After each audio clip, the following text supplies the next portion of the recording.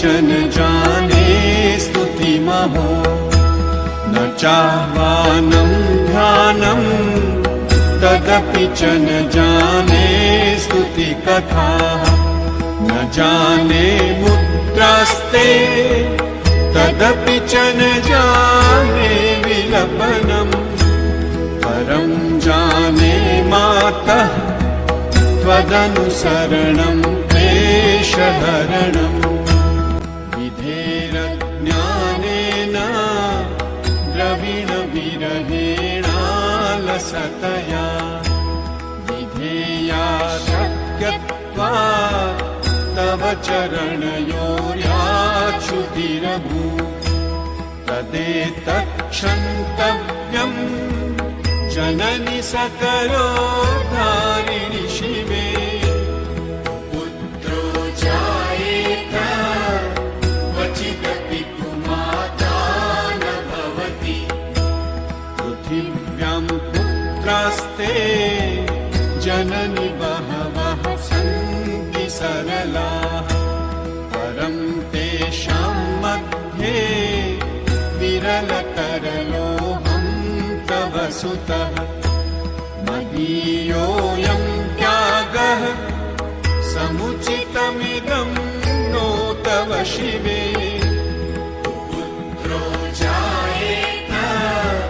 क्वचिदपि कुमाता न भवति जगन्मातर्मातः तव चरणसेवा न रचिता न वा दत्तं देवी द्रविणमपि भूयस्तव मया तथापि त्वं स्नेहं मयि निरुपमं यत्र कुरुषे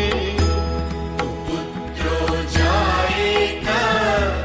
क्वचिदपि कुमाता न भवति परित्यक्ता देवा विविधसेवा कुलतया मया पञ्चाशीते रधिकमपनीते तु वयसि इदानीं चिन्मातः तव यदि कृपा नापि भविता निरालम्बो गरजननिकं यामि शरणम् श्वपाको जल्पाको भवति मधुपाकोपमगिरा निरातङ्को रङ्को विहरति चिरं कोटिकनकैः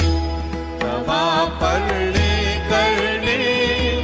विशति मनुवर्णे फलमिदम् जनः को जानीते जननि जपनीयं जपविधौ चिताभस्मालेपो गरलमशनं विपटधरो जटाधारी कण्ठे भुजगपतिहारी पशुपतिः कपाली भूतेशो भजति जगदीशैकपदवीम् भवानी तत्पाणी ग्रहणपरिपाटी फलमिदम् न मोक्षस्याकाङ्क्षा भवविभववाञ्छापि जनमे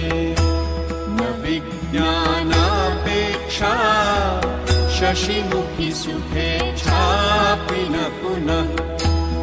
अतस्त्वां संयाचे जननि जननं यातु मम वै मृगाणि रुद्राणि शिव शिव भवानीति जपतः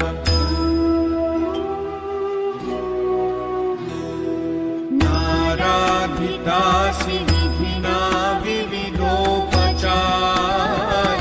किं वृक्षचिन्तनपरेण कृतं वचोभिः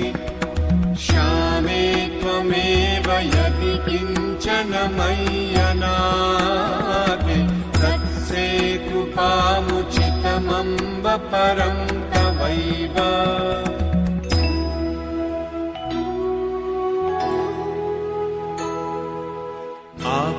आपत्सुमग्नः स्मरणं त्वदीयं करोमि दुर्गे करुणालवेशि नैतच्छठत्वं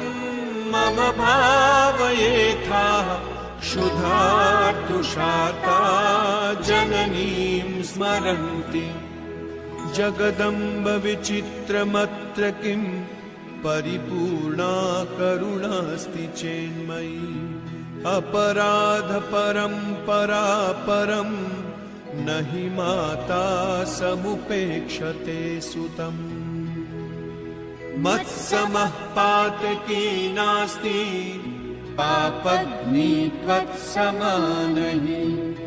एवं ज्ञात्वा महादेवी यथा योग्यं तथा